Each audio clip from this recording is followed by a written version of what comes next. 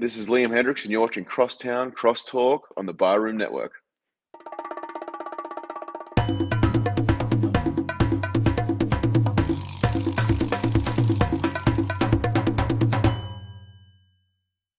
Some may find the following disturbing. Discretion is advised.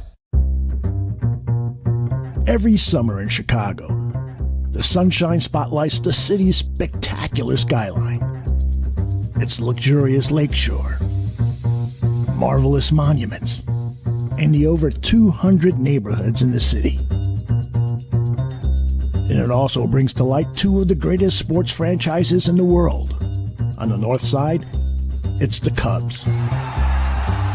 On the south side, it's the White Sox. This is Crosstown Crosstalk.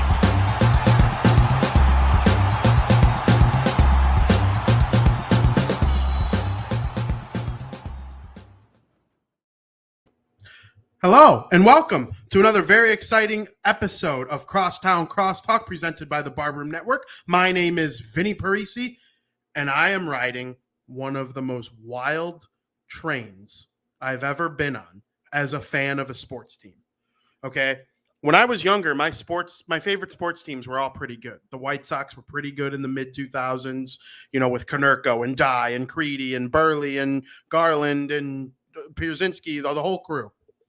The New Jersey Devils were outstanding with Zach Parise, Ilya Kovalchuk, Martin Brodeur, Patrick Elias. They were incredible. They were one of the best teams in the NHL. The Chicago Bears were even pretty good. They had an outstanding defense with the likes of Brian Urlacher and Lance Briggs. And, even the mediocre quarterback play of guys like Jay Cutler and Kyle Orton and even Rex Grossman got them to a Super Bowl. Lately, though, they've all stunk. Well, in the last 3 years, the White Sox have actually kind of turned it up. They made the playoffs in back-to-back years for the first time in franchise history in 2020 and 2021. They're trying to be division champions for the second straight season for the first time in franchise history.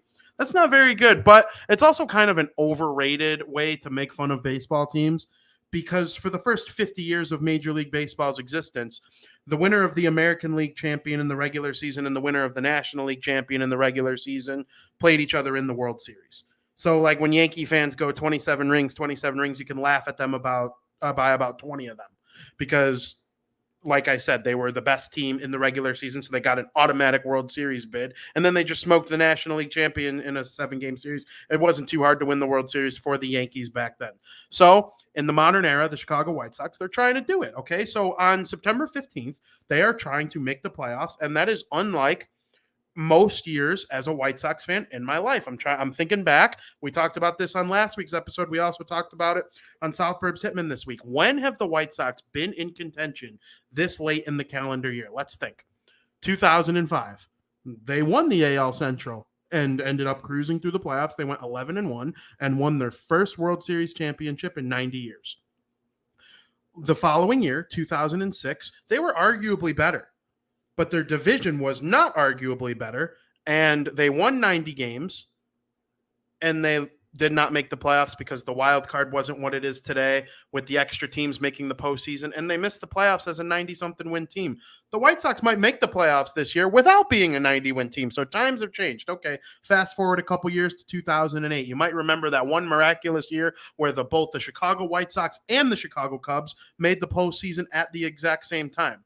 That was a year where they were in contention this late in the calendar year. The Cubs were swept by the Los Angeles Dodgers. The White Sox lost in 4 to Joe Maddon's Tampa Bay Rays. The Rays ended up going to the World Series in their first year after dropping the word devil from their name. Okay, fast forward another 4 years. You got 2012. The White Sox were in it to win it. They had a 3-game lead in the division with 15 games left, and they choked. But on September 15th, they had a chance to be American League Central champions. That was unlike most years as a fan.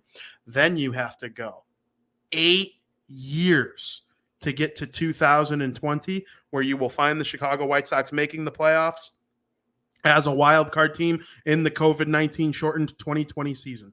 Following that, they made it in 2021. So that means 05, 06, 08, 12, 20, 21, and now 22 are the 7 years in the last 20 that they are in the contention for the playoffs this late in the season. That's not very good. Okay. But what it is exciting times for right now. And I encourage people to, although it can be frustrating, and going into this season, we expected they're going to win the division by double-digit games, and they're going to have a legitimate chance to be the American League champion. Baseball's hard. Sometimes the manager doesn't work out. Tony La Russa was clearly not the guy this year. We have seen what has happened since he has left the dugout earlier in this month. I think it was actually April 30th that he left. And then, or not April, August, excuse me. And so since then, but is it too little, too late? We don't know. Currently, they're playing the Cleveland Guardians. They are winning 7-1 in the bottom of the sixth inning. If you're listening to the audio version later, you probably know what ended up happening in the game. If the White Sox hang on and win, they will be, yes, you guessed it, 3 games out of first place in the American League Central Division with 18 games left to go. That is not impossible, especially since the White Sox have the Guardians, the team they are trailing, 3 more times next week. Going into this weekend, they have 3 games with the lowly Detroit Tigers. And the South Burbs Hitmen are in the chat talking about the White Sox playoff appearances few and far between. TLR needs to take care of himself. Absolutely. All of my critiques about Tony La Russa are 1,000,000% baseball related in terms of his health with his pacemaker and his heart. I hope he's okay, and I hope he finds a way to make it back to being involved in baseball in some way, shape, or form. I truly mean that from the bottom of my heart. He is not the right fit to be managing the Chicago White Sox in the year 2022. So the White Sox are battling with the Guardians for this spot in the division lead, and it's going to be very, very difficult. I mean, I'm going to be honest. They pretty much have to win all 4 games against the Guardians before the season comes to a close. They might get away with losing one of them if Shane Bieber starts one of them and he just shoves like Shane Bieber can beat any pitcher in the league. You know how good Tristan McKenzie is. He shoved it up the White Sox hoop last time they played. And I really enjoy Cleveland's pitching. 2 of their 5 starters are down with injury, but you never know what can happen when a team like that, they play well. Jose Ramirez is one of the 5 best players in the American League, and it's going to be tough to catch them as the season comes along. But like I said, as the South Burbs Hitmen point out in the chat, playoffs have been few and far between with this team. Even having a chance to make the playoffs this late in the season has been few and far between. So with guys like Elvis Andrus leading the way, Eloy Jimenez has been red hot since basically the entire second half of the year. He has Aaron Judge-like numbers, and Aaron Judge is probably going to be the MVP of the American League. And, you know, guys like Gavin Sheets, Andrew Vaughn, incredibly hot, decent batting averages, hitting home runs. The power has been magnificent since Tony La Russa left. It's almost like when Miguel Cairo took over, their approach to hitting has entirely changed completely. People wanted Frank Menechino gone, their hitting coach. And I'm like, we haven't heard Frank Menechino's name since Miguel Cairo took over. Why? Well, because for the most part, they've had a couple stinker games. Every team has stinker games. The Dodgers blew it to the Arizona Diamondbacks in extra innings yesterday. Craig Kimbrell was on the mound, and he gave up a 3-run shot to Pluto. Diamondbacks win to the Dodgers, who are going to win probably 115 games and potentially have the best record in the history of the sport. They already clinched their division, and there's still 18 games left. That's incredible. Teams like that lose. The problem is a loss like yesterday's to the Colorado Rockies, 3-0 at home. That feels horrible because of the hole the White Sox dug themselves into. If they were leading the division by 10 games, not a single person would have cared that they threw out a dud yesterday at Guaranteed Rate Field. Actually, Wednesday at Guaranteed Rate Field for those listening later. It is not always easy. They're going to lose another game the rest of the season. They will not go 19-0 down the stretch. That is unlike last year. The Cardinals won 17 in a row in September, and they got themselves into the wild card after it looked hopeless for them. And then they lost to the Los Angeles Dodgers in the 1-game wild card because somehow San Francisco won the division and a 106-win Dodger team had to play in a 1-game wild card. Notice how the rule changed exactly 1 year later. That's not an accident. But yeah, I mean, if the White Sox get hot, got to beat Cleveland. But after you take care of business today against Cleveland, we hope they're up 7-1 in the 6th inning. You have the Detroit Tigers, as I mentioned. That team is not good at all. They're injured. They don't score. I see videos of guys just swinging at baseballs outside of the zone by 10 feet. They can't have any good approach to hitting whatsoever. The White Sox should be able to sweep them. I would say sweeping them, you have to take 2 at minimum.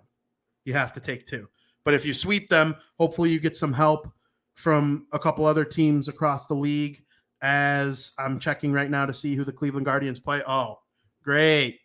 Great news. The Cleveland Guardians play the Minnesota Twins, who the Guardians just swept last week. You hope the Twins can come out with just a little bit more fire this weekend than they had last week, but don't hold your breath. The good news that I'm seeing is that over the weekend against the Twins, the Guardians will use Morris on Sunday.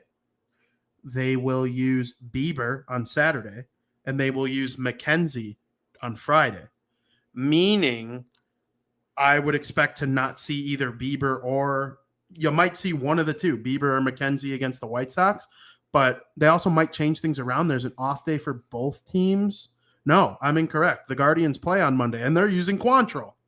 So their three best pitchers are going against the Twins. You hope the White Sox, at least early in the series, can catch a break in terms of their pitching matchups, because this weekend, the White Sox are going to use, and their starting rotation. On Friday, we will see Lucas Giolito. On Saturday, we will see Johnny Cueto. And on Sunday, we will see Michael Kopech. Off on Monday.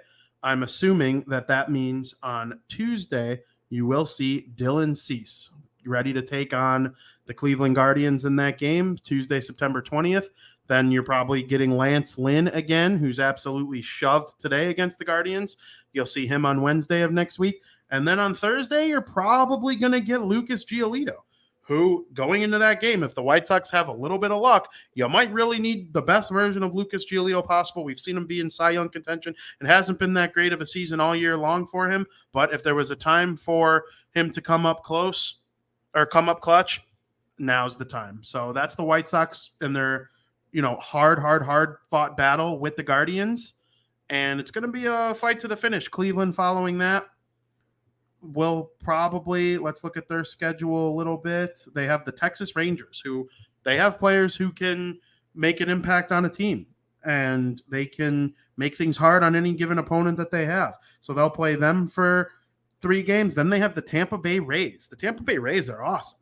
The Rays might really be able to help the White Sox if they're able to take care of their own business, trying to clinch their own spot in the postseason later in the month. But the real problem is the fact that the Cleveland Guardians have 6 straight home games against the Kansas City Royals to end the season. So while the White Sox are playing the San Diego Padres and the Minnesota Twins, 2 really tough teams to play against in the final week of the season, the Guardians are going to be playing Kansas City, who, if we're not talking football, they stink. They're elite at football. They stink at baseball. So the schedule doesn't necessarily favor the White Sox in their battle with the Guardians. That's why defeating them in these 4 games is extremely pivotal. Again, is it fair to say it's a long shot that the White Sox are going to make the postseason? Yes, it is 100% a long shot. They are not the favorites to win the division. Cleveland is favored kind of by a heavy margin on most books that you look at. So if you're a believer of this team, you can make a lot of money by betting on the White Sox to come back and win the division. But getting this win against Cleveland today, it's clearly all hands on deck. They've gotten a little bit from everybody. Home runs from Andrew Vaughn, Gavin Sheets, Elvis Andrus, Yohan Moncada. The list goes on. Yasmani Grandal hit a unicorn home run. For those who don't know what a unicorn home run is, a unicorn home run is a ball that is hit out of a ballpark that would not leave any other ballpark in the world. In Major League Baseball, I guess I should say. It would only have left in Cleveland, and that's the kind of luck the White Sox need right now. They got it from Grandal in this game against the Guards. Hopefully they are able to get it done. Now, switching gears, the Chicago Cubs, they swept the New York Mets this week. For those of you who don't know, the New York Mets are one of the best teams in Major League Baseball. Not only did the Cubs sweep them, none of the games were necessarily close. They had a handle on almost every game. And one of the starts for New York was Jacob deGrom, who, in my opinion, is the greatest pitcher I've ever seen. In a 5-year span, if I can take any pitcher that I watched pitch, now, I don't remember Nolan Ryan too much. I'm a little past that. Pedro Martinez, I remember Red Sox Pedro Martinez, who was elite. I don't remember too much of Montreal, Pedro Martinez. The 98 All-Star game, I was only like 4. So I guess maybe besides Pedro, even probably including Pedro, I think I would take the prime of Jacob deGrom of any pitcher I've seen. The Cubs went out there and they were the first team to score 3 on him since 2019. I want to say is the last time he gave up 3 runs. So just an incredible, incredible thing for the Chicago Cubs getting that done against them. And that impacts the American League East division. I'm looking at it right now. And the Mets are now 89-55 after being swept. The Atlanta Braves are 88-55. They have a half a game lead over those Braves, do the Mets. And that is 100% because of the Chicago Cubs going into New York at Citi Field and sweeping them. That is unheard of for a team that has had as tough of a season as the Cubs. I mean, the Cubs just swept them, and they're now 61-82. After sweeping a team, they're still 21 games under 500. That team went into New York with one of their games being started by the ace of Major League Baseball, Jacob deGrom, and they beat him. They really shook up the National League East. There's an article on DeWindyCity.com that went up this morning covering how the Cubs really put a dent in the American League East division. They really helped the Atlanta Braves. And now when you look at the Cubs schedule for the rest of the season, I don't see how, as a Cubs fan, you would not be extremely excited about it. I mean, I'm looking at this thing. I'm like, okay, they just swept the Mets. The Mets are one of the best teams the Cubs will play all season long, and they beat them 5-2, 4-1, and 6-3. That is a combined run total. 5 + 4 is 9, + 6 is 15. They outscored them 15-6. That's unbelievable. The Mets. And then you look at the rest of their schedule. You got 3 against Colorado. Okay, well, the Colorado Rockies, what a lucky little nice break in the schedule for them off the field. You get to go spend a summer week in Chicago. That's sick. You play 2 games against the White Sox. You have 2 days off. You're off Monday. You play 2 against the White Sox on Tuesday and Wednesday. You're off on Thursday. Then you play the Cubs on Friday, Saturday, Sunday. That's a nice off-the-field week for the Colorado Rockies. I hope they ate all sorts of deep dish pizza. And every single game against the Cubs is a day game for Colorado. So they can spend their nights eating delicious food and having nice drinks across the city. Man, what a nice week for Colorado Rockies. Okay, after that, the Cubs, they get to go to Miami for 3 against the Fish. Miami's not very good. They're probably worse than Colorado. Maybe. It depends. There's definitely a division gap when you look at the team's records. Like Miami plays in a much different situation over there. Then after Miami, you got the Pittsburgh Pirates, who are probably the worst team in the Central Division of the National League. And the Cubs got them for 4. I think the Cubs are better than all 3 of these teams so far. Then you have 3 with Philly. Philly, although not as good as the Mets in the standings, they're hotter than the Mets. They have won 5 games in a row as of right now. That streak will certainly be broken by the time the Cubs get back home to play them. But 3 against Philly, that is the last time that the Cubs will play a team over 500 this season. September the 27th, 28th, 29th. Then listen to this. After that one series against a team over 500, you have 6 straight against the Cincinnati Reds, who are one of the only teams in the National League worse than the Cubs, record-wise. Them and the Pirates, who they also play, I mentioned. The first 3 are at home. Those will be the final 3 games at Wrigley Field this season. And then there will be 3 at the Great American Ballpark in Cincinnati. So the Cubs can realistically, they play 1, 2, 3, 4, 5, 6, 7, 8, 9, 10, 11, 12, 13, 14, 15, 16, 17, 18. They play 19 more games. There is no way that the Cubs can't go 15-4 in that stretch. And if they do that, they'll still be under 500. The Cubs are a lock to be under 500 this season. They are not turning around from that. But they can close that gap. And then you say, okay, well, how did the Cubs get to being this close to 500 after being close to 30 games under at one point? Well, Nico Horner is one of the best players in all of Chicago baseball now. He's a legit superstar. I don't know how he didn't make the All-Star team. Ian Happ did make the All-Star team. If Seiya Suzuki would have played the whole season and not suffered from injury, I am a little concerned about Seiya Suzuki with his injury. It seems like there's always something with this guy. He's their version of Luis Robert. Elite player, always hurt, though. There's always something nagging him.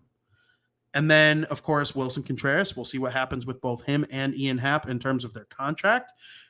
Happ he can't leave on his own. Wilson Contreras can. But if he really wants to be a Cub as bad as they say he does, maybe he'll re-sign. Who knows? Maybe he'll see the way this team has played. The favorable schedule would help the Cubs in their quest to keep him. But it's ultimately all up to both Wilson Contreras and Jed Hoyer. And ultimately Tom Ricketts as well. Do you want to pay a 30-year-old aging catcher? I personally would. I wouldn't give him 10 years or anything like that. But I'd give him a 5-year deal for $100 million. Yeah, without question. Wouldn't even think twice, because he's also demonstrated the ability to play left field. There's a designated hitter in the National League now. That didn't exist when, Kyle Schwarber was looking for a new contract. That didn't exist when Chris Bryant, Javier Baez, Anthony Rizzo, all those guys were looking for stuff. There was no DH in the National League yet. Now there is. So there's no reason for them to not keep Wilson Contreras. Then if you move Nico Horner to either center field or second base, you can start looking at one of these shortstops that are going to become available. You can keep Horner at short and sign Trey Turner. The Cubs are rich enough. They absolutely are rich enough. You can move Horner to second, get Madrigal out of there, and sign one of Bogarts or Correa. Then all of a sudden we're probably looking at a minimum 80-win Cubs team. That's not good enough for the playoffs, certainly not good enough for the World Series, but it's the start of something good. The Cubs have been brutal at developing pitching, even during the Theo Epstein era. Kyle Hendricks, acquired in a trade, didn't really have to do much developing. The Texas Rangers did most of it for them. Jake Arrieta, complete bum with the Baltimore Orioles. They traded for him. He magically became a great pitcher with the Cubs. John Lester was a Hall of Famer before he came to the Cubs. John Lackey, really good player that they signed in free agency. They traded for Jose Quintana. They signed Tyler Chatwood. There are all sorts of pitchers that came to the Chicago Cubs. None of them developed under the Cubs regime, even including Theo. It's the only thing Theo Epstein really failed at was developing pitching. They signed Craig Kimbrell. Okay, they traded for Wade Davis. They traded for Aroldis Chapman. All of their great pitchers they traded for or they signed, and that's kind of a problem. You need to be able to develop pitching. Skyler believes they should pay Contreras. I completely agree. I wouldn't give him he wouldn't be getting a major deal. He's a catcher. Okay, catchers oftentimes don't catch their entire career. I think he provides value in terms of leadership and his fire and his ability to want to play. Here's how you know Wilson Contreras is a competitive guy. Brewers fans, Cardinals fans, Reds fans, they hate his guts. Okay? They absolutely hate his guts. Why? Because he wants to win so bad. He wears his heart on his sleeve. He's mean in between the lines. Outside the lines, though, you don't find too many better dudes than him. Him and his brother William, what they do for their communities and what they do for baseball, they were both all-stars. It's incredible. I like watching them play. The Cubs need to be better at developing pitching. They traded Dylan Cease to the White Sox. I'm a White Sox fan, so I'm happy about it. But, what was that? They felt they were okay with trading Jimenez. Now, that was a mistake, too. He's amazing. He hits a home run every other game for the White Sox. But the Cubs have been okay at developing hitting. He felt expendable for the Cubs. Okay, they traded Jorge Soler. They didn't have a problem with it. I mean, between Jorge Soler, Eloy Jimenez, Gleyber Torres, these are all prospects that have all gone to be 30 home run guys for their new teams. The Cubs have no problem trading away guys like that because they don't really have an issue with finding new ones to take their spot. Okay, Brendan Davis is going to be a monster. We like Nico Horner. Ian Happ's awesome. We saw what they turned Kyle Schwarber into at one point. They let him walk. That was kind of a mistake. But Eloy, he was expendable for the Cubs. The Dylan Cease thing. He's going to win a Cy Young in a White Sox uniform maybe. Or he's at least going to come in second. That's something that really would irk me if I were a Cubs fan, and that's something that needs to get fixed soon. I believe it will. I don't know what happened to Albert Alzolay this season. Injury all season long. They have to be better. Hopefully this Jacob Killian kid can become something great. The kid they got for Efros, I'm drawing a blank on his name right now. I don't have it written down. Still learning some of these guys' names. He pitched 5 innings to follow up Wade Miley a couple nights ago. Really, really, really good. Hopefully these Cubs young kids are able to develop as pitchers. Cole Franklin, breaking news to those watching, he'll be making his second appearance on this podcast later this month. As soon as he is eliminated from postseason contention with his current Cubs affiliate, he will be on. He's becoming a friend. Very excited to have him on. Maybe they'll develop him into something. When we had him on last year, he was in the low 20s in terms of their number overall prospect. Right now, I believe he's number 9. He's been brilliant this season. Keep developing that guy. Keep developing pitching. It should be the sole focus of this Cubs team going forward. And sign a free agent or two. They could end up being pretty good in short order. The Cardinals' run in the National League Central Division is basically predicated on the careers right now of Paul Goldschmidt and Nolan Arenado. Albert Pujols hits a home run every now and then. Everybody goes crazy because it sets a record. We'll talk about him in a second. But besides the Cardinals, and during the Nolan Arenado Goldschmidt time, the Central sucks. The Brew Crew has taken a crap this season. They're probably going to either barely going to make the third wild card spot or they're going to be the first team out. The Pirates stink. They're trotting out an embarrassing lineup every single night. I can't believe Major League Baseball lets a team throw out a lineup that bad. If I'm being brutally honest with the freaking Pittsburgh Pirates, they're a joke. Okay, they should be disgusted with themselves. They traded Garrett Cole, Meadows, Glasnow. I mean, what the H is wrong with the Pirates? Screw them. They're annoying as hell. As a baseball fan, all biases aside, the Pittsburgh Pirates should be ashamed of themselves. And then you got the Cincinnati Reds, another team that should be absolutely ashamed of themselves. But at least I have a little more trust in the Reds to take these young prospects that they've acquired in trades and developing them into something. The freaking Pittsburgh Pirates are just going to trade them all away. Garrett Cole has one bad wild card game start against the Cubs. Kyle Schwarber shits on him, and the Pirates give up on him right away. Now Garrett Cole became one of the best pitchers of his generation. Just a complete joke of an organization. The Cubs have a chance to elevate themselves in the division in the coming years. I'm sure everybody hopes they do so. Aaron Judge, 57 home runs. Wow. Never thought I'd see a guy hit 60 again, if I'm being honest. I'm not. It's not a guarantee that he does. He needs 3 more. It seems like he does every other night too. He hit 2 against Boston a couple days ago. None yesterday. But you're at 57 home runs. 61 is Roger Maris's American League record. He's not going to hit 70. He's not going to pass Bonds. 73, I think. McGuire, 70. Sosa, 66. All 3 of them were in the National League. The American League record, Roger Maris. Judge can pass Maris. I'm confident he can hit 4 home runs over the next 19 games or however many the Yankees have left. It's probably right around there. I believe he could do that. So we're rooting for him. I do hope Judge breaks the record for the American League. I would vote for Ohtani for MVP. I've said it on the show many times because what he's doing is something we haven't seen in 100 years. But if Judge breaks Maris's record, it's going to be very hard for him to not win the MVP. And he has a higher WAR on Baseball Reference and Fangraphs than Ohtani. And the fact that he's doing that without pitching is saying something about how good of a bat he has been this season. So I was pumping Shohei Ohtani on Twitter over the last couple of weeks. Since our last show, though, and I'm not going to say I've pivoted. I would vote for Ohtani if I had a vote, but I don't hate Judge winning it at all. He deserves it too. He deserves it too. And whichever one of them wins, I'm going to tweet nice things about.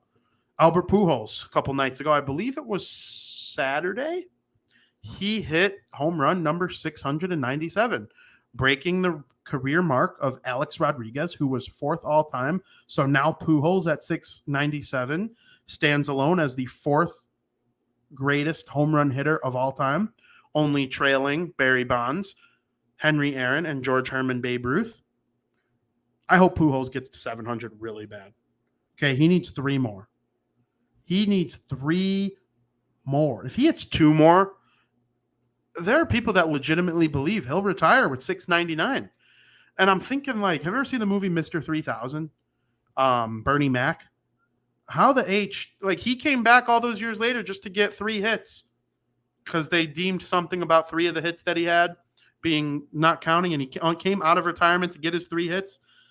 I would be stunned if he doesn't at least start the year with the Cardinals to get this done. Ichiro played that extra year, that extra month the following year, just so he could play that series in Japan. The Mariners played. I can't remember who the Mariners played. It was probably the A's. It definitely was a West Coast team. Maybe the Angels. I don't know. Ohtani wasn't around yet. He played in Japan.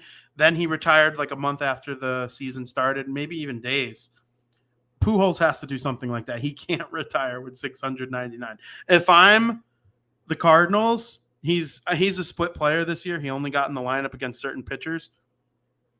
You have a safe enough lead in the division.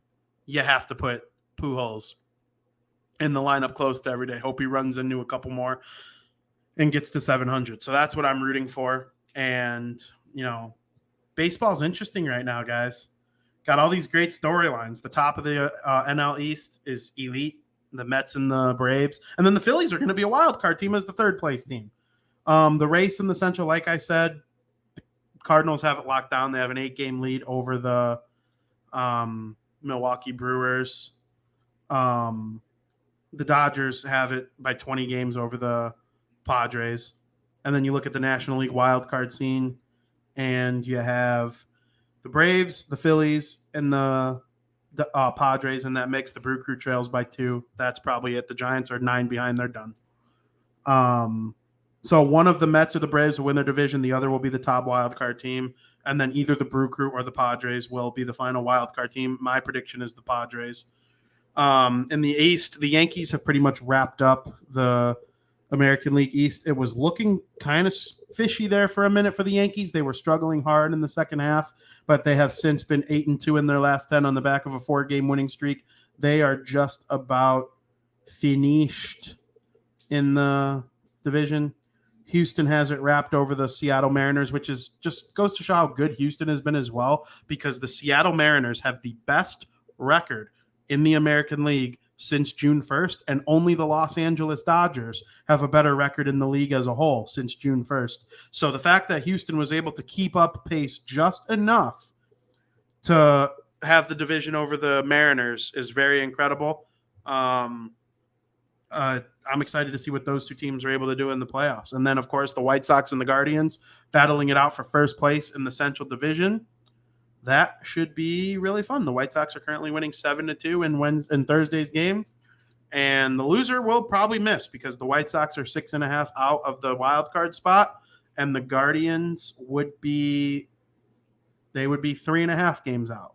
So it's not looking good for them, whichever team doesn't win the division. I do think whoever wins the division is going into the playoffs hotter than a lot of the teams making the wild card, because both of them had to come back. The Twins were in the division lead like 2 weeks ago. Both the White Sox and the Guardians have been red hot over the last 2 weeks. We'll see if it's too little too late for one of them. We'll see what happens. The wild card teams will be the Toronto Blue Jays, the Seattle Mariners, and the Tampa Bay Rays. I believe the Baltimore Orioles are done. They're this year's version of last year's Mariners. We should see Baltimore be a much better team next season. This is fun. I've enjoyed talking about Major League Baseball for the first 33 minutes of this show, but we're going to kind of pivot and have some fun. So if you're in the chat, gear up. I want to hear some opinions. We are going to do a top 10 list of the best teams and why in the National Hockey League, Major League Baseball, and the National Football League. That sounds fun, right? I think it's kind of fun. The hardest one right now is the NHL because training camps are just getting started. Only the rookies are there for the most part. A couple teams have their veterans there already. I saw a couple depth players already skating for the Chicago Blackhawks.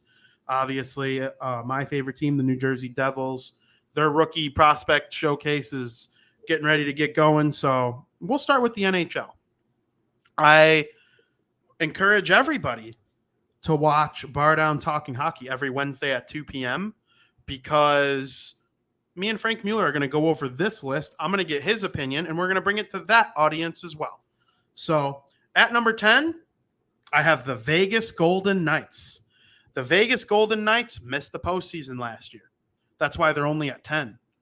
Last year, they dealt with a lot of injuries. They acquired Jack Eichel halfway through the season, and when he got back, he wasn't the Jack Eichel that we know. He was still pretty good, but he wasn't the Jack Eichel that I believe can lead a team to a Stanley Cup championship. And having them at 10 is me being completely looking at their roster and seeing how good it is on paper. I think they should be able to come back and have a really good showing in the Pacific Division. I actually believe they could win the Pacific Division. I'm picking them to win the Pacific Division, even though I have a team in my top 10 ahead of them. That's because of what I saw last year and the playoffs and how that was all impacted. So Golden Knights at 10. Number 9, the Florida Panthers. They would have been 1 on this list going into the playoffs last year. And I had full faith in them last year. I think their roster got a little bit worse. They made some tough trades. They're going to have to see how the new chemistry builds up with Matthew Tkachuk joining the team, but I have the Panthers falling down to 9. I'd still rather be in the top 10 than not in the top 10, but last year being at 1 on my list most of the year, that's a pretty far fall for them, so we'll see what they're able to do this season. I like the Panthers, so I hope they're able to climb back up my list as the season goes along. Number 8 is the Pittsburgh Penguins. The longest active playoff streak in the National Hockey League belongs to the Pittsburgh Penguins. It's also one of the longest playoff streaks in the Big Four American male sports. Of course, Pittsburgh is led by Sidney Crosby, Evgeny Malkin, and Christopher Letang. That core is there, back in business, all signed up for a long time, and I'm excited to see what the Penguins are able to do this season. At 7, the Nashville Predators. They've made significant improvements to their roster. They have a Vezina caliber goaltender. He was nominated. They have and UC Saros. Their captain and best player, Roman Josi. He was the Norris Trophy runner-up last season. And when you have a duo like that, leading your defense with an elite goalie and an elite defenseman, it's easy to build around, okay? They have really good players surrounding them. They added Nino Niederreiter at forward. I love Philip Forsberg. I love, Matt Duchene and Ryan Johansson having great seasons last year.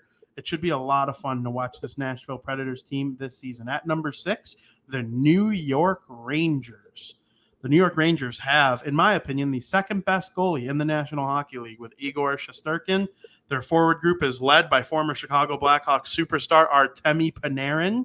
And they have guys like Mika Zibanejad, Alexis Lafreniere, Christopher Kreider. There's so much good with the New York Rangers. They lost in the Eastern Conference Finals to the Tampa Bay Lightning last season, and they were very good.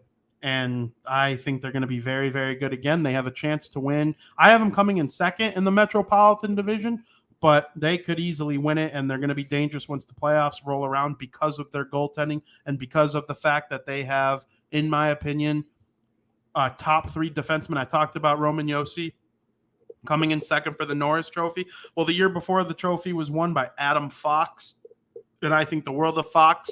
He's one of those 4 or 5 guys that could win the Norris Trophy every single season, and you could argue he's the most important player to the New York Rangers in general. At 5, one of the noisiest teams this offseason has been the Calgary Flames, who I have at 5. And Calgary, they lost Johnny Gaudreau in free agency to the Columbus Blue Jackets, and Matthew Tkachuk wanted out, so he was traded to those Florida Panthers, who I mentioned. And it's going to be interesting to see how Tkachuk fits in with Florida. But instead of rebuilding like I kind of thought the Flames were going to after losing 2 100-point scorers and the number 2 scorer in the whole league and the number 4 scorer in the whole league, they replaced them with, or number 3 scorer, Gaudreau and Tkachuk were both in the top 5. They replaced them with Jonathan Huberdeau, who was acquired in that trade for Tkachuk from the Florida Panthers. He was their leading scorer last year, 110 points, outstanding player. And Nazem Kadri, who will always have anywhere from 80 to 100 points. And he's a mean dude to play against. He's hard on the puck. He's physical. He gets under people's skin, and he's just an incredible player. He was a Stanley Cup champion last year, and I believe Huberdeau and Kadri are a nice way to replace Gaudreau and Tkachuk. The Flames are not going to miss a beat. They have a great goaltender. They have outstanding defensemen. I love some of their forwards like Elias Lindholm, Andrew Mangiapane. Outstanding stuff from them. They traded Sean Monahan to the Montreal Canadiens in order to make room for some of these guys. And I like this group, so I got the Flames at 5. At number 4, the hardest team in the National Hockey League to dissect year by year is the Toronto Maple Leafs. You look at that roster, you see good goaltending for the most part. You see pretty good defense. I love Morgan Riley. I think he's incredible. And, of course, the Leafs start and go with their forwards, led by Austin Matthews. Matthews became the first player to score 60 goals since the 2012 season last year. Whenever you go a 10-year gap in any sport with anything, it's kind of a big deal. And Austin Matthews scored 60 goals. It was incredible. And his supporting cast of the captain, John Tavares, William Nylander, Mitchell Marner, all of these guys are capable of having 80 to 100 points, if not more.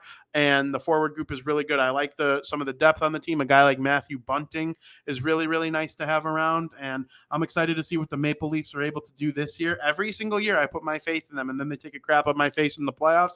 But it's another year of thinking very highly of the Toronto Maple Leafs. I have them at 4.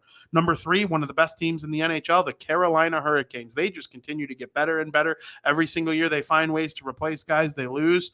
When they lost Dougie Hamilton, they replaced him with that complete asshole Anthony DeAngelo, and he was really good for them offensively. And they lose him in free agency. He goes to Philly. Well, they make a trade to acquire Brent Burns, who's been one of the best defensemen in the NHL over the last 20 years, just an offensive guru. He's not quite the Brent Burns that he was in 2016 or 2017, but on a team like the Carolina Hurricanes, where they get pretty good goaltending, and they have forwards like Sebastian Aho, Teuvo Teravainen, of Andrei Svechnikov, the kid from Montreal who they got. I'm drawing a blank on his name. Katkaniemi. Jesperi Katkaniemi. They have outstanding forwards up front, and Brent Burns is going to help them get the puck, and they're going to score lots of goals. They are my pick to win the Metropolitan Division. At number 2 are the defending 3 straight-time Eastern Conference champions. They have won 2 of the last 3 Stanley Cups, and they were defeated in the Stanley Cup final last year, the Tampa Bay Lightning. I mean, the Tampa Bay Lightning could very well be number 1 on this list a week into the season. You know who I'm going to put at number 1, but at number 2, I have to give my respect to the Tampa Bay Lightning. They have a Hall of Famer at every single position. There is a Hall of Fame goalie in Andrei Vasilevsky. He's pushing Mount Rushmore of NHL goalies all-time territory. I truly mean that. Victor Hedman, if I can craft one defenseman in the NHL in a factory and put them on my favorite team, it would be Victor Hedman in his prime. There are other defensemen around the league. Obviously, one we're going to touch on in a minute here at number 1. But I talked about Adam Fox, Roman Josi, Brent Burns. All these guys are great. Victor Hedman is right there with all of them, and he's helped the Lightning win 2 cups. He's won Norris trophies, and he's going to win a lot more stuff in his career. He's basically just getting started. I like the Lightning. Steven Stamkos, Nikita Kucherov, Braden Point, all these outstanding forwards. I'm excited to see what they're able to do following another great year in 2021-22. I thought they were going to win the cup, but they were defeated by the team that I have number 1 on this list, the Colorado Avalanche. Colorado has everything they need. They lost Kadri in free agency. Okay, but they're going to try and replace him, and they're going to do what they can. We know the prowess of Nathan McKinnon, Gabriel Landeskog, and Mikko Rantanen. Those are 3 of the 30 best forwards in the NHL, all playing pretty much on the same line. I really like what Valeri Nichushkin has brought to the team. They're going to have, solid goaltending no matter what, because the team plays so well in front of them, and their best player. I never thought there'd come a world where Nathan McKinnon would be in his prime and he would only be the second best player on the Colorado Avalanche. And let me be very clear about something. Nathan McKinnon's a top 10 player in the NHL, but a top 5 player in the NHL is Cale Makar, their number 1 defenseman. He is incredible. He is the reigning Norris Trophy champion. It wouldn't surprise me if he wins 4 or 5 of these things in his career. He is incredible. I haven't seen a defenseman skate like that ever. People who are 80 years old would probably say they haven't seen a skater on the back end like that since Robert Gordon Bobby Orr. I'm being dead serious about this stuff. He's Connor McDavid on defense. He was able to shut Connor McDavid down in their Western Conference Finals series, and wow. His ability to skate, defend, use that to get the puck up the ice, score goals is incredible. I like the Colorado Avalanche. It wouldn't shock me one bit if they repeat as Western Conference champions. It wouldn't shock me at all if they repeat as Stanley Cup champions. They are going to be very good. There are a couple notable omissions from this list. I touched on them. Edmonton Oilers, Connor McDavid, Leon Draisaitl, incredible team. Every year I disrespect the Oilers going in because it seems like they're like an every other year kind of team. I hope I'm wrong. I really, really do. I think I'm going to be. I still think they'll make the playoffs. Just are they a top 10 team? Do I trust them in a playoff series over any of the 10 teams that I named? I'm not sure yet. Maybe I'll reconsider by the time October's over, but that's my list of the top 10 teams in the NHL right now. Let's move over to let's do the National Football League. We'll save baseball for last since this is a primarily baseball show. At number 10 in the NFL, I have the Denver Broncos. Okay, the Denver Broncos, they started 0-1 and they took a poop on Monday Night Football. Well, let's look at why they took a poop. They should have killed the Seattle Seahawks. They were within 5 of scoring twice and failed to get in the end zone both of those times. You can argue they should have won the game 30-17. They ended up losing the game. I think it was 30-17, they said, and they won the game or lost the game 17-16. It was something along those lines. They lost by 1. Their coach, Nathaniel Hackett, needs to take a big look in the mirror this week and decide that he is not going to be the detriment of this team as the season goes along. That was a poorly coached game by him. They should have called the timeout in the final 5 minutes. I can't believe they tried to make the longest field goal in NFL history to end the game in the loudest stadium in the NFL. The decibel level at Seattle was the best in Seattle history. And like they used to break records and cause minor earthquakes during the Legion of Boom era. And they broke that level against Russell Wilson and the Broncos. I have them at 10. If they lose to the Texans this week, I will have no hesitation to back off my take about the Broncos this early.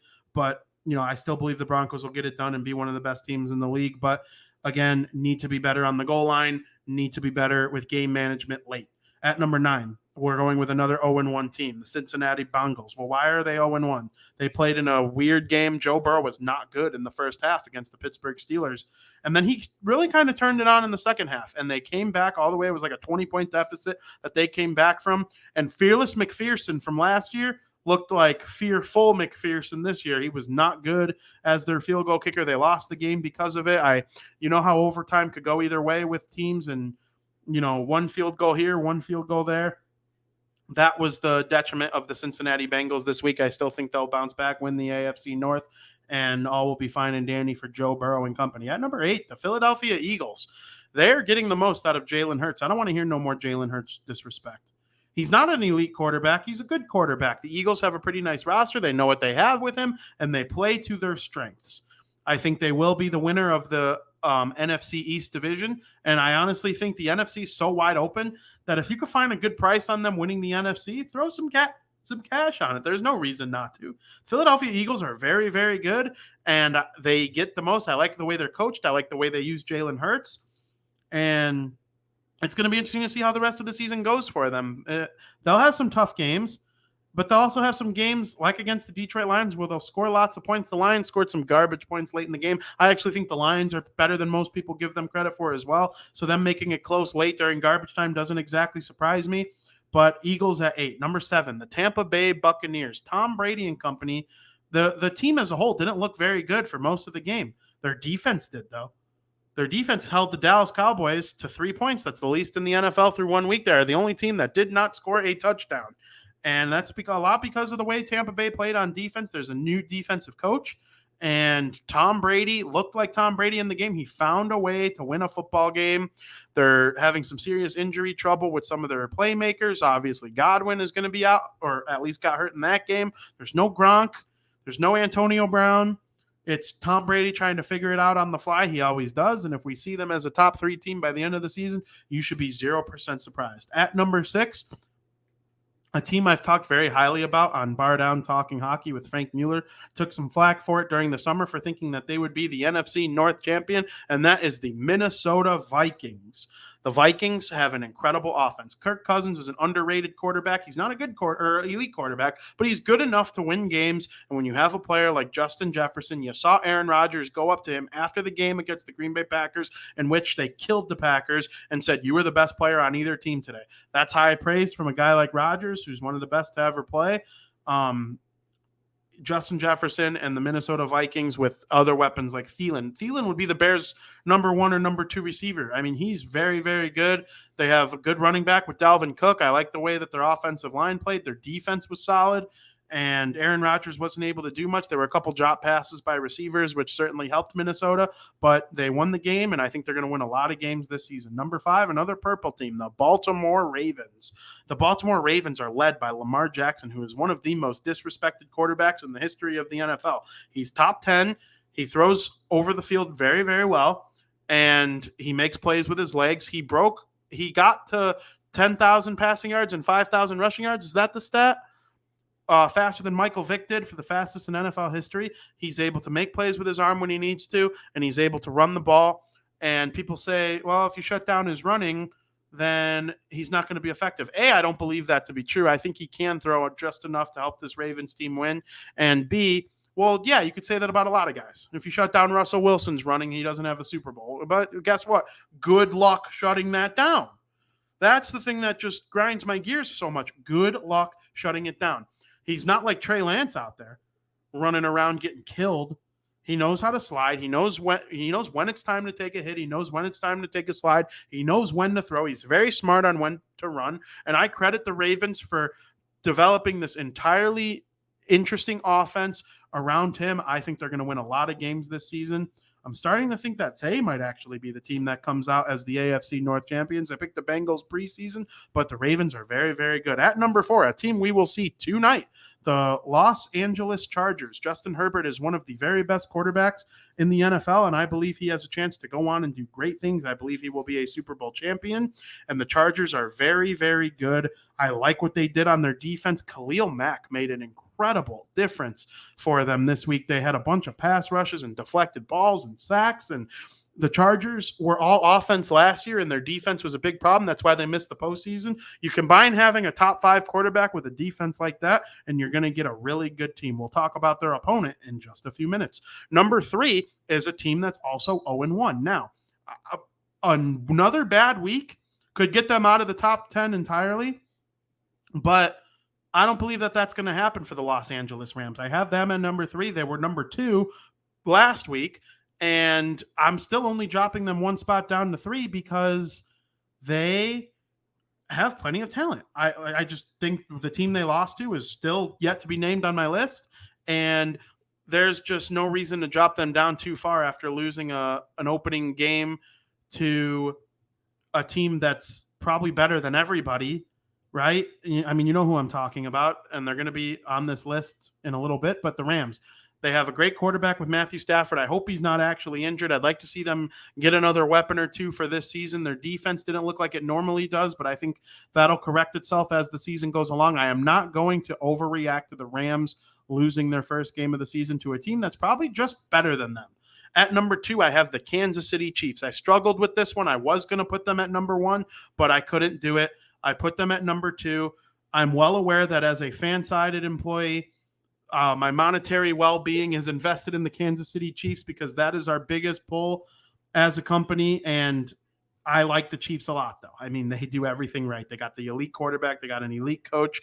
Everything on the offense is built around Travis Kelce. They lost Tyreek Hill, and they're still able to take full advantage of the receivers that they do have. People are wondering how Juju Smith-Schuster can go from the Pittsburgh Steelers to the Kansas City Chiefs and look great. Well, that's because the matchups are different. The offensive scheme is better, and you have number 15 to throw the ball to on an offense commanded by Andy Reid, who's one of the best coaches who ever lived. I like Kansas City. I'm excited to see them play. We talked about the Chargers at number 4. Well, tonight's game between the Chiefs and the Chargers is going to tell a lot about both teams. If it's a close game, which is what I'm rooting for, then we'll still be able to be very confident in both teams and excited about what might come once the postseason comes around in the winter. But as of right now, the Kansas City Chiefs, I have no issues with them. I think they are going to be a force all season long. At number 1 is a team I desperately hope plays the Chiefs in the postseason, and that is the Buffalo Bills. I think the Bills are the best team in the NFL. Josh Allen is one of the very best quarterbacks in the league. He's right there with Patrick Mahomes, Justin Herbert, Lamar Jackson, Tom Brady for the best, Joe Burrow for the best quarterback in the NFL. And I'm very excited to watch this Bills team all season long. I think Diggs is incredible. Their defense is very good. The triangle man, Von Miller on defense, adds a whole new element to what's going on there. And I'm really excited about the Buffalo Bills. I think they are going to be a team to be reckoned with all season long. A couple honorable mentions. I did this with hockey as well. Obviously, I think there's a chance the Green Bay Packers make the list at some point this season. It wouldn't shock me at all if the Miami Dolphins make the list at some point this season. And I would have had the San Francisco 49ers in the top 5 last week, and I bumped them off my list entirely. You lost to the Chicago Bears. Okay, I'm a Bears fan. I root for the Bears' success. They're who I cover. They're who I like. I can't say that a team is top 5 after losing to the Bears in week 1. San Francisco has to re-earn my trust. They must be able to beat the Seattle Seahawks this week. I'm not as confident in Trey Lance as some people. I'm not out on Trey Lance by any means. I just need to see more, so they're out of my top 10 list as of right now. Moving over to Major League Baseball. At number 10 is the Cleveland Guardians. Okay, they're winners of 6 straight. They're about to lose to the White Sox, we hope, and they will have a 3-game lead in the division. They're in the top 10 because of how hot they are, right? I think they're very, very good. I think if they make the playoffs, they can beat anybody. They have an outstanding pitching rotation. If they get healthy, it'll be even better. But as of right now, the Cleveland Guardians, they're my pick at 10. I think Jose Ramirez is a top 10 player in the league, in the American League, probably top 5. He hits, he plays good defense, and he helps the Guardians win games. They were able to come back and beat the Los Angeles Angels in one of their games last week. Well, who comes up to bat and hits a 2-run home run to put them ahead for good? Jose Ramirez. He could be that type of game breaker. The Toronto Blue Jays come in at number 9. I like the Blue Jays. They're very, very good. Their offense is incredible, led by Vladimir Guerrero Jr. I like Bo Bichette. I like Lourdes Gurriel Jr. I like George Springer. There's so many good players on that team that score runs in bunches, and their pitching is better. They got a guy like Barrios, no more Robbie Ray, and they still haven't missed a beat. The Blue Jays, they're going to probably be a 2nd or 3rd place team in their division, but it's one of the best divisions in the league. It's one of the best divisions in sports, and I think they have a chance to do some damage in the postseason. They have the benefit. Well, they're probably going to start the playoffs on the road, but if they find themselves at home in the playoffs, there might be some unvaccinated players that, aren't able to go and play there because Canada, and that's an advantage to them depending on who they play. But I think that'll probably change by the time the postseason comes around for certain players in the league. But I think they are very, very good. At number 8 is the St. Louis Cardinals. Man, they were in 2nd place like a month and a half ago. And the Brew Crew has fallen off. They've stepped up. The top 2 National League MVP candidates play for the St. Louis Cardinals with Paul Goldschmidt and Nolan Arenado. I think the world of those 2 players. I still can't believe to this day that the Colorado Rockies gave Nolan Arenado to the St. Louis Cardinals for a bag of baseballs and a strawberry frosted donut. And they are just one of the teams that year after year, no matter what, you think about the Patriots in football, you think about the Pittsburgh Penguins in hockey, the New York Yankees in baseball. The St. Louis Cardinals are of that ilk. No matter what, they're at least going to be a moderately competitive team. I have them at 8.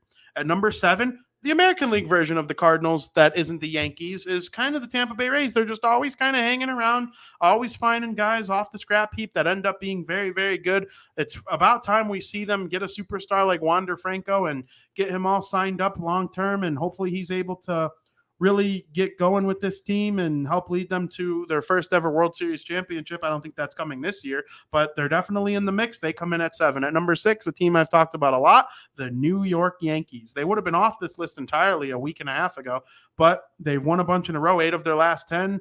And I think they're going to go into the playoffs probably hotter than they would have thought a little bit ago. And Aaron Judge, man, when Aaron Judge comes to the plate, if you know Aaron Judge is batting and don't turn on the Yankee game, I don't know what's wrong with you. He is must-see TV at this point, and the Yankees come in at number 6. Number 5, it's hard to not have the Seattle Mariners higher than this, but there are a couple teams in the National League, and then one of the teams that just happens to be in their division as well, a little bit ahead of them on this list. But they have the best record in the league since June 1st, in the American League since June 1st, only the Dodgers in the NL, but I think the world of the Mariners. Julio Rodriguez, one of the best players in the league. Robbie Ray, they get outstanding pitching, from their number 2, number 3, number 4, and the offense is just off and running. Eugenio Suarez is incredible. He hits a home run every day, it seems like these days, and I'm excited about the Mariners. They hit a walk-off home run against the Atlanta Braves a couple of days ago. That could be a World Series preview, and I'm very excited about the Mariners. They are going to end the longest pro sports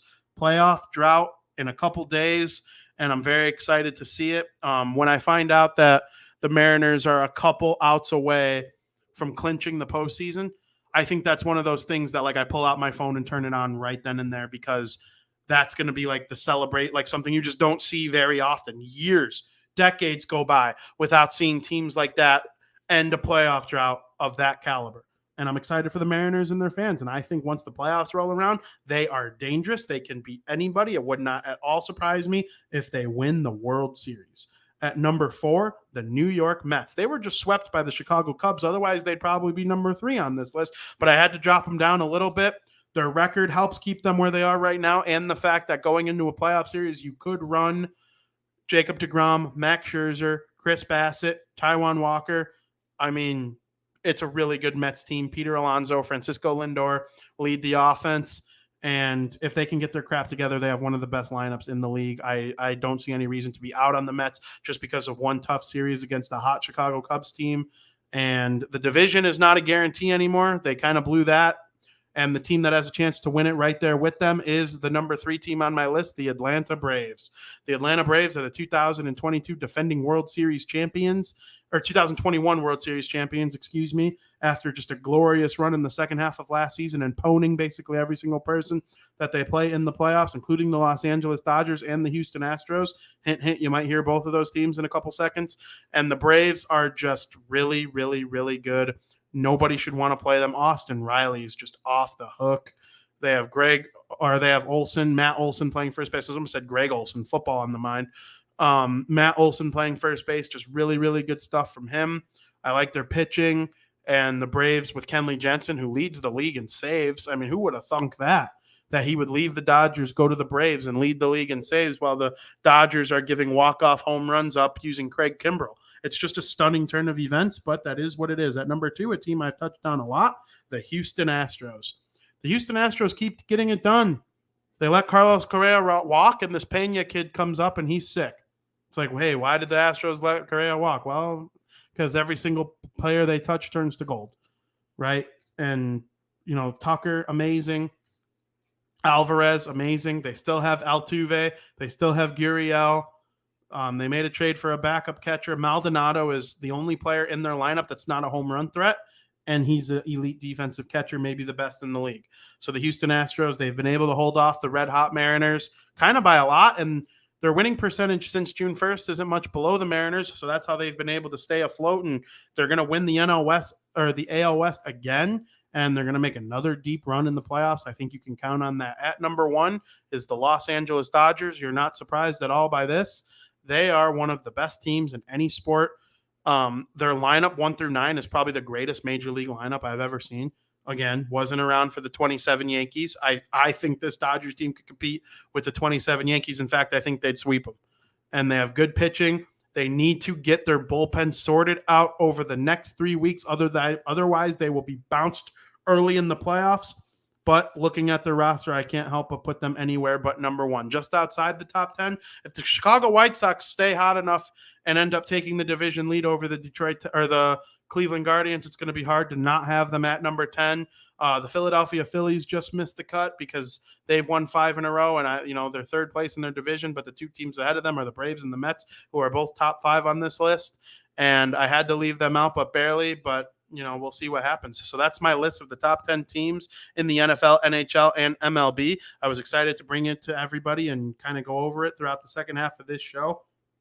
If anybody has any disagreements with me on that and you think somebody else should have made the list, you think one team's too high, you think one team's too low, tweet at me at Vinnie Parise. I want to hear from everybody, and you could check out all the great shows here at the Barroom Network. Obviously, yesterday there was a loaded episode of Bar Down Talking Hockey where Frank Mueller and I went over some overreactions in the NFL, and then we previewed the NHL's Pacific Division from top to bottom. We previewed who we think each team's leading scorer is going to be. We went over where each team's going to finish in the division, who from the division is going to make the playoffs, who has a chance to surprise the world. It was a loaded episode. I'm so excited about it. Make sure you go check it out. You could find it on Apple, Spotify, YouTube, Twitch, my Twitter account right below. You know, it's all over the place. If you want it, it's easy to find. Facebook Live, obviously, and obviously the rest of the Barroom Network promoting the NFL season. You got Fantasy Football Goon with Joe Mandel, and all the great shows that cover football. Buffon 55, obviously Dan and Aldo Bare Their Souls is an incredible show. Mike North, I believe, is on Saturday mornings now. Mike North, and shout out to him. Man, he's an interesting fellow, and I like reading his football takes. Nobody in the world likes Mitchell Trubisky more than Mike North. I think Mike North might like Mitchell Trubisky more than Mitch's own parents. So we'll see how he's able to do with the Pittsburgh Steelers this weekend. I'm excited about it. And I'll be right back talking baseball with the South Burbs Hitmen on Monday night. Make sure you tune into that at 8 o'clock Central Time. No matter what, keep watching sports. They're all coming back. The weather's starting to turn as it is officially fall. Going into the weekend against the Detroit Tigers, let's go White Sox. Going into the Chicago Bears weekend, it is Packers week. Let's go Bears. No matter what, stay watching sports, stay family. Love you all. Thank you for listening. Another happy landing.